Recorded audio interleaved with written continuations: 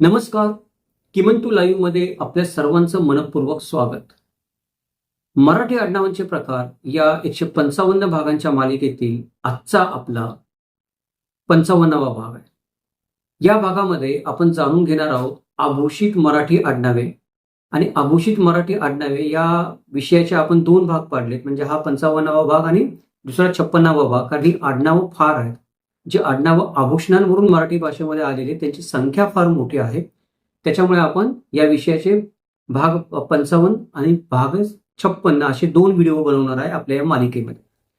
सर्वात महत्वाची गोष्ट म्हणजे हा जो व्हिडिओ आहे, हा व्हिडिओ आभूषणांबद्दल किंवा साजशृंगार करताना आपण जे दागदागिने वापरतो त्यांची माहिती सांगण्याबद्दल नाही आहे. कारण जर त्यांची माहिती आपण सांगत बसलो तर भारत देशामध्ये एवढी आभूषणं आणि दागदागिने आहेत, त्यांचे एवढे प्रकार आहेत की तो एक मोठा व्हिडिओ होऊन जाईल. हा व्हिडिओ बनवताना देखील समजा कोणत्या दागिन्यावरून कोणतं आडनाव पडलंय हे जरी आपण इथे सांगत बसलो तरी हा व्हिडिओ पण तासाभरापेक्षा मोठा व्हिडिओ होण्याची शक्यता आहे. आपल्या दुसऱ्या एका मालिकेमध्ये ज्यात आपण शिवकाळ ही मालिका आपण चालवतोय, त्याच्यामध्ये शिवकालीन आणि पेशवेकालीन दागिन्यांची माहिती देणारे फोटोसहित दुसरे काही व्हिडिओ येणारच आहेत. त्याच्यामध्ये या सर्व दागिन्यांची माहिती, या सर्व आभूषणांची माहिती आपल्याला विस्ताराने मिळेल. ते इथे आपण त्या आभूषणाचं किंवा दागिन्याचं नाव घेणार नाही आहोत. त्याचं कारण हे आहे की आपण नाव घेत बसलो तर हा व्हिडिओ पण मोठा होण्याची शक्यता आहे. आपण काय करणार आहोत या व्हिडिओमध्ये की दागिन्यांचं वर्गीकरण करणार आहोत. म्हणजे केसामध्ये माळण्याचे दागिने किंवा आभूषणे, कानामध्ये घालण्याची दागिने, नाकामध्ये घालण्याचे दागिने, गळ्यामध्ये घालण्याचे दागिने, असे दागिन्यांचं आपण वर्गीकरण करणार आहोत. आणि केसामध्ये घालण्याचे जे दागिने आहेत त्यांच्यावरून जे आडनावं पडले ती आडनावं फक्त पाहणार आहोत. दागिन्याचं नाव आपण सांगणार नाही मग अशी मी म्हटलं तसं, कारण त्यामध्ये फार वेळ जाईल ते दागिन्याचं नाव सांगून विश्लेषण करण्यासाठी.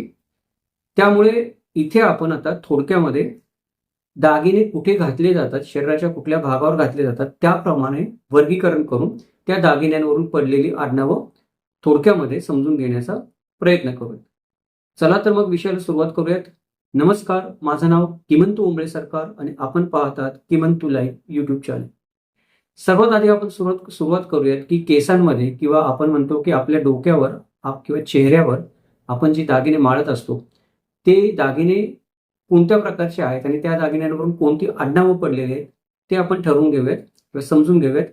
परत एकदा सूचना, दागिन्यांचं नाव आपण घेणार नाही आहोत. तुम्ही जर सोनार कामाशी संबंधित असाल किंवा तुम्ही स्त्री असाल आणि तुम्ही दागिने कधी ना कधी घातले असतील तर आडनावावरून तुम्हाला लगेच कळेल की हे आडनाव कुठल्या दागिन्यावरून पडलं.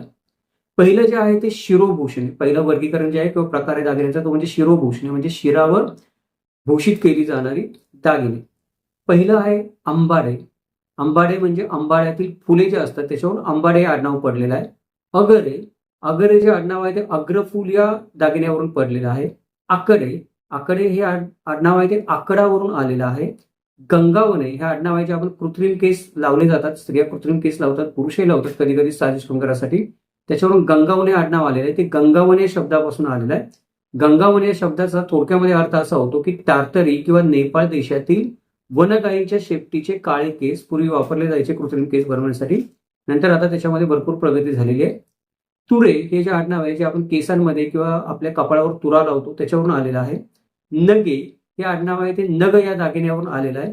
त्याच्यामध्ये वेगवेगळे आपल्याला डिझाईन आढळून येतात. नाग, केवडा, चंद्र, सूर्य, स्वस्तिक इत्यादी चित्रांची पदके जे असतात ते आपल्याला नगामध्ये आढळून येतात. फुले. फुले हे जे आडनाव आहे ते सुवर्ण फुले किंवा रत्न फुले या दागिन्यावरून आलेलं आहे. ही फुलं केसांमध्ये माळली जातात. बिंदे हे बिंदीवरून पडलेलं आहे.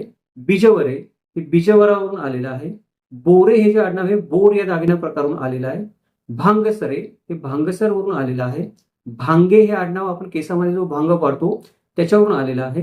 मुकुटे किंवा मुकुट हे जे आडनाव आहे, ही 2 आडनाव आहेत, ही आपण जे मुकुट परिधान करतो आपल्या मस्तकावर त्याच्यावरून आलेले आहे. वेणे हे आडनाव केसांची जी वेणी घातली जाते त्याच्यावरून पडलेलं आहे. शिरे किंवा शिरगावकर ही जी आडनाव आहेत ही शिरपेच किंवा शिरस्त्राण याच्यावरून आलेली आहे. ही झाली काही शिरोभूषण आडनावे. आता आपण बघूयात की कर्णभूषण आडनावे, म्हणजे कर्ण सुशोभित करण्यासाठी जे दागिने घातले जातात त्याच्यावरून पडलेले आडनावं कोणते आहेत. पहिलं आहे कर्णफुले. कर्णफुले हे अर्थातच कर्णफुल या दागिन्यावरून आलेलं आहे. कापे हे आडनाव काप या दागिन्यावरून पडलेलं आहे. कुंडले हे कुंडल या शब्दावरून आलेलं आहे. कुडके हे कुडक या दागिन्यावरून आलेलं आहे. कुडे हे कानामध्ये आपण ज्या कुड्या घालतो त्याच्यावरून पडलेलं आहे. चौकरे हे चौकडा या दागिना प्रकारून आलेलं आहे. झुंबरे हे कानामध्ये आपण जी झुंबर घालतो त्याच्यावरून आलेलं आहे. झुबे, झुमके ही पण आडनाव कानामध्ये आपण जे झुबे आणि झुमके घालतो त्याच्यावरून आलेले आहेत. डुले आणि डोरले ही जी आडनाव आहेत ती कानामध्ये आपण जे डुल आणि डोरलं घालतो त्याच्यावरून पडलेले आहेत. ताटके हे आडनाव ताटके याच दागिन्या प्रकारून आलेलं आहे. तानवरे हे आडनाव तानवरे या दागिन्या प्रकारून पडलेलं आहे. बाळे हे आडनाव आपण कानामध्ये ज्या बाळ्या घालतो त्याच्यावरून आलेलं आहे. बुगडे हे आडनाव कानामध्ये आपण जी बुगडी घालतो त्याच्यावरून पडलेलं आहे. बुगडी माझी सांडी ग ही लावणी जयश्री गडकरांची प्रसिद्ध आहे. भीकबाळे हे आडनाव कानामध्ये आपण ज्या भीकबाळ्या घालतो जी पेशवाई कालखंडामध्ये फार प्रसिद्धीस आली होती त्याच्यावरून आलेलं आहे. लोरे हे एक प्रकारचं लोरे नावाचंच कानामध्ये कुंडल घातलं जातं त्याच्यावरून आलेलं आहे. चेले हे आडनाव जे आहे किंवा वेले हे आडनाव जे आहे, चेले नाही वेले हे आडनाव आहे की वेल जे आपण कानामध्ये जडीबुट्टी घालतो त्याच्यावरून आलेलं आहे. सुवर्ण फुले हे आडनाव मगाशी स्वर्ण फुले आपण म्हणतो ते सुवर्ण फुले आहे. सुवर्ण फुले पण आडनाव काही लोकांचं आहे ते सुवर्ण फुले या कानातल्या असणाऱ्या आभूषणावरून आलेलं असू शकतं. आता आपण पुढचा प्रकार बघूया. नाकात घालण्याची जी आभूषणं असतात ती काय आहेत. नाकात आपण जे आभूषण घालतो त्याच्यामध्ये सगळ्यात पहिले ते चमकी, त्याच्यावरून चमके हे आडनाव पडलेलं आहे. नथे किंवा नथदार किंवा नथीदार, नथीवान ही जी आडनाव आहेत ती नथ या आभूषणावरून आलेली आहेत. मोरणे हे आडनाव मोरणी या नाकातील आभूषणावरून आलेलं आहे. लोलके हे आडनाव लोलकवरून आलेलं आहे. संकुले हे आडनाव नाकामध्ये जी संकुली घातली जाते त्याच्यावरून पडलेलं आहे. आता आपण बघूयात पुढे गळ्यातली काही आभूषणं की जी गळ्यामध्ये घातली जातात, कंठामध्ये घातली जातात, कंठ आभूषणे म्हणतो आपण त्यांना. अशी काही आभूषणं आपण बघूयात. अंबरसे हे पहिलं आभूषण आहे, आडनाव आहे ते अंबरसा या कंठ आभूषणावरून आलेलं आहे. आयतोळे हे आयतोळी या आभूषणावरून आलेलं आहे. एकदाने हे एकदानी या आभूषणावरून आलेलं आहे. एकसरे हा एकसर नावाचा जो प्रकार गळ्यात घातला जातो त्यावरून आलेला आहे. ओवरे हे आडनाव ओवेर याच्यावरून निर्माण झालेलं आहे. कंठमाळे हे आडनाव किंवा कंठे किंवा माळे ही जी आडनाव आहे ही कंठमाळा हा जो दागिना प्रकार आहे कंठ आभूषणातला त्याच्यावरून आलेला आहे. कंठे हे आडनाव कंठा, कंठी आणि कंठीहार अशी काही आडनाव पण आहेत. कंठे, कंठी, कंठीहार ही सगळी आडनावं कंठा या कंठ आभूषणावरून आलेली आहेत. कनक किंवा कनके ही जी मराठीतली दोन आभूषण आडनावं आहेत ती आडनावं कनकसर आणि कनकदोर नावाच्या दोन कंठ आभूषणावरून निर्माण झालेली आहेत. कवडे हे आडनाव जे आहे ते गळ्यामध्ये ज्या कवड्याच्या माळा घातल्या जातात त्याच्यावरून आलेलं आहे. कारले हे जे आडनाव आहे ते कारले हे नावाचं कंठभूषण घातलं जातं त्याच्यावरून आलेलं असू शकतं. कोल्हापुरे हे आडनाव एक खास प्रकारचा कोल्हापुरी साज बनतो गळ्यामध्ये घालायचा त्याच्यावरून पण कोल्हापुरी आडनाव पडलेलं असू शकतं. याचा गावाच्या नावाशी काही संबंध नाहीये.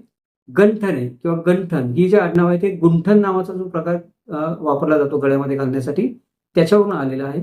गादे आणि लपके ही जी दोन आडनाव आहेत ती लपखा गादी नावाचा एक प्रकार आहे गळ्यामध्ये घालण्याचा त्याच्यावरून आलेला आहे.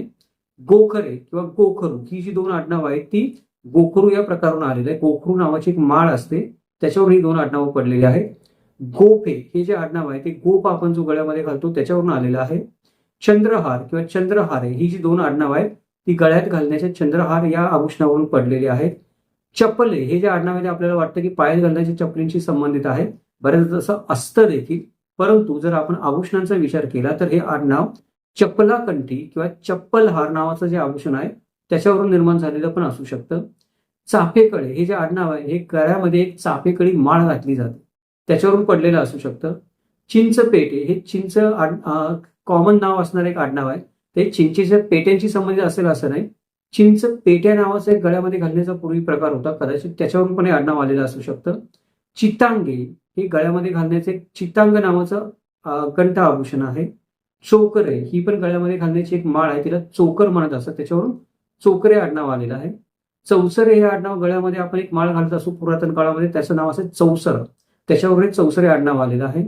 जोंधळे हे आडनाव पण धान्याशी संबंधित असू शकतं, परंतु जर कोणी सुवर्णकामाशी संबंधित असेल किंवा दागिन्यांचा हौशी मनुष्य असेल तर त्याचं जोंधळे हे आडनाव गळ्यामध्ये घालण्याचं एक जोंधळी पोत यायचा आधीच्या काळामध्ये त्याच्यावरून पण पडलेलं असू शकतं. टिकमणी हे आडनाव टिकमणी नावाच्या गळ्यामध्ये घालण्याच्या एका मण्यावरून आलेलं आहे. ठुसे हे आडनाव ठुशी या गळ्यात घालण्याच्या मोठ्या आभूषणावरून आलेलं आहे. ठुसी ही प्राचीन काळामध्ये किंवा शिवकाळामध्ये मध्य काळामध्ये पण स्त्रियांना अत्यंत प्रिय असणारं कंठ आभूषण होतं. डोरले हे गळ्यात घालायचं जे डोरलं असतं त्याच्यावरून आलेलं आहे. त्यानंतर तनमने हे आडनाव तन्मनी नावाच्या एका कंठहारावरून आलेलं आहे. तांदळे मगाशी म्हटलं तसं हे धान्याचं पण नाव असू शकतं, त्याच्यावरून पण आडनाव पडलेलं असू शकतं तांदळे. पण तांदळी पोत पण एक प्रसिद्ध होता गोरगरीब लोकांमध्ये पूर्वीच्या काळी, त्याच्यावरून पण तांदळी आडनाव पडलेलं असू शकतं. ताईत किंवा ताईते ही जी दोन आडनाव आहेत ही गळ्यामध्ये आपण जो ताईत घालतो त्याच्यावरून आलेली आहे. तायते नावाचं एक आडनाव मराठीमध्ये आढळतं, त्याचं उत्पत्ती आपल्याला तायत्या या कंठभूषणामध्ये सापडते. टाळे नावाचं एक आडनाव आपल्याला आढळतं मराठीमध्ये, टाळे आडनाव काशी टाळी नावाचं एक कंठभूषण आहे त्याच्याशी संबंधित असू शकतं. दुलडे नावाचं आडनाव आपल्याला सापडतं, त्याचा आपण वेगळा अर्थ काढतो इतर वेळेला जेव्हा संबंध येतो तेव्हा. पण जर त्याचा संबंध सोनार कामाशी असेल किंवा दागिन्यांशी असेल तर दुल्लरी नावाचा एक दागिना पूर्वीच्या काळी स्त्रिया गळ्यामध्ये घालत असत, त्याच्यावरून हे आडनाव पडलेलं आहे. नळे नावाचं आडनाव आहे, त्याच्याही वेगळ्या वेगळ्या उत्पत्ती सांगता येतात, परंतु स्त्रिया पण नळ्याची एक पोत गळ्यामध्ये घालत असत पूर्वीच्या काळी, त्याच्यावरून पण हे पडलेलं असू शकतं. पुढचं आडनाव आहे पाभरे. ते पाभरे आडनाव गळ्यामध्ये पाभर नावाची गोष्ट स्त्रिया घालत असत, त्याच्यावरून आलेलं असू शकतं. पुतळे जे आडनाव आहे ते पुतळ्यांवरून पण पडलेलं असू शकतं, जे आपण उभारतो ते. आणि पुतळ्यांची माळ आपण बघतो की पूर्वीच्या काळी स्त्रियांना पुतळ्यांची माळ फार प्रिय होती गळ्यात घालण्यासाठी, त्या पुतळ्यांच्या माळीवरून पण पुतळे हे आडनाव पडलेलं असू शकतं. पेंडे हे आडनाव पेंडे नावाची जे गळ्यात घालण्याची साखळी पूर्वीच्या काळी बनवली जायची त्याच्यावरून पडलेलं असू शकतं.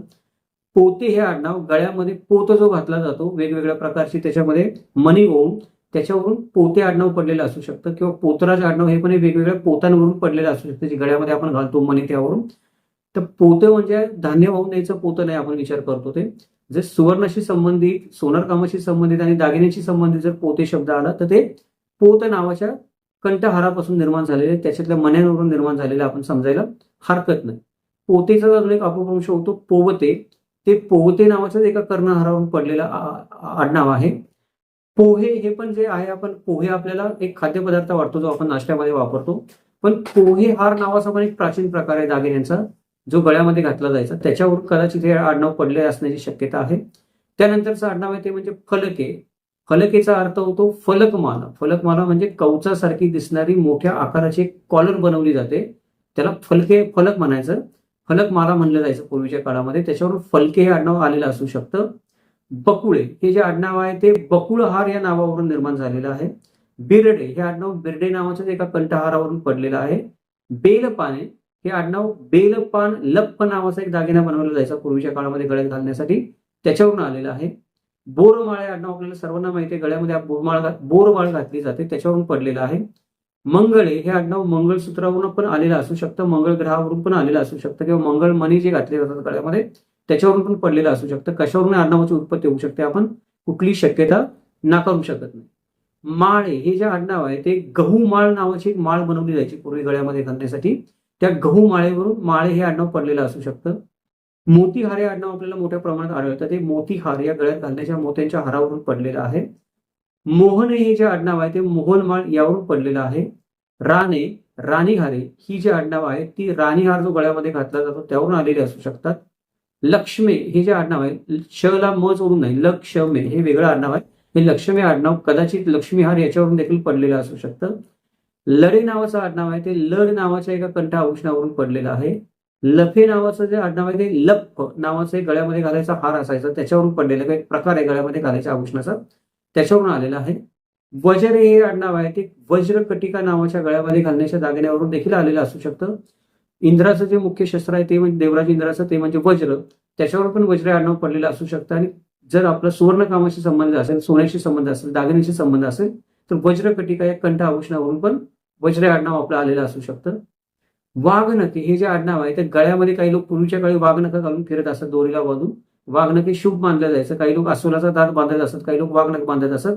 तर वाघनख हे आडनाव गळ्यामध्ये जे दोरीला वाघनख बांधलेलं जायचं त्याच्यावरून पण आलेलं असू शकते.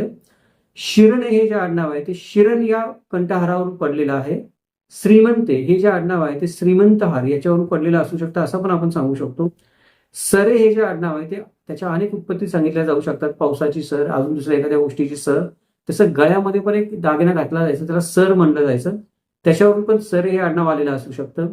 साखळे आडनाव गळ्यामध्ये आपण वेगवेगळ्या प्रकारच्या साखळ्या घालतो त्याच्यावरून पण आलेलं आहे.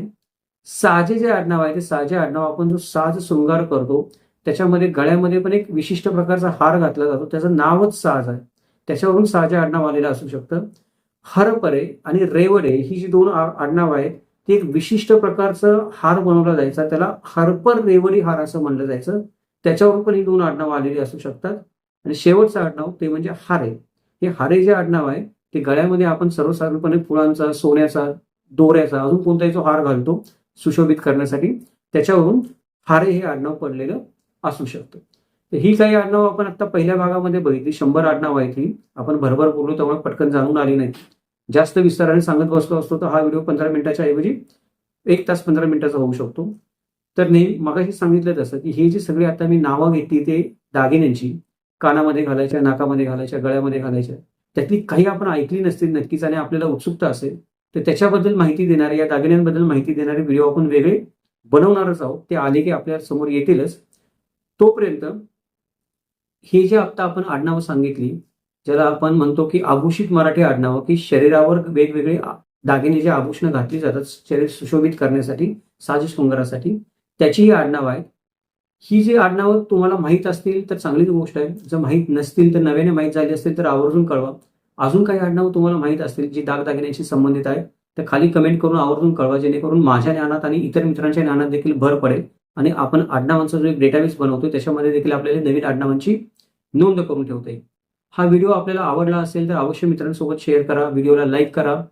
त्याचबरोबर आपण प्रथमच किमंतू लाईव्ह चॅनलला भेट देत असाल तर किमंतू लाईव्ह चॅनलला सबस्क्राईब करा, जेणेकरून अशा प्रकारचे नवनवीन अभ्यासपूर्ण व्हिडिओ आपल्याला पाहता येतील. हे अशा प्रकारचे संशोधनपूर्ण व्हिडिओ बनवण्यासाठी नेहमीच प्रायोजकत्वाची गरज लागत असते, वेगळ्याने सांगायची गरज नाही. जर आपल्याला किमंतू लाईव्ह चॅनलचा हेतू, विषय, मांडणी आवडत असेल, पटत असेल आणि किमंतू लाईव्ह चॅनलला मदत करण्याची आपली कोणत्याही प्रकारे इच्छा असेल तर आपण चॅनलची मेंबरशिप घेऊ शकता, सुपर थँक्सच्या माध्यमातून मदत करू शकता. गुगल पे आणि फोन पेच्या माध्यमातून मदत करण्यासाठी जो क्रमांक आहे तो आपल्याला स्क्रीनवर दिसतोच आहे. इतिहासाचं हे असंच वस्तुनिष्ठ मूल्यमापन, चिकित्सक विश्लेषण आणि तर्कशुद्ध विवेचन पाहण्यासाठी पाहत राहा किमंतू लाईव्ह. उद्या आपण भेटूयात आभूषित मराठी आडनावे या व्हिडिओच्या दुसऱ्या भागामध्ये. त्याच्यामध्ये आपण शरीरावर जी दागिने घातले जातात इतर भागांवर शरीराच्या, त्याच्या संबंधित काही दागिन्यांवर पडलेली आडनावं आपण पाहूयात पुढच्या भागात. तोपर्यंत इथेच थांबूयात. जय महाराष्ट्र, जगदंब.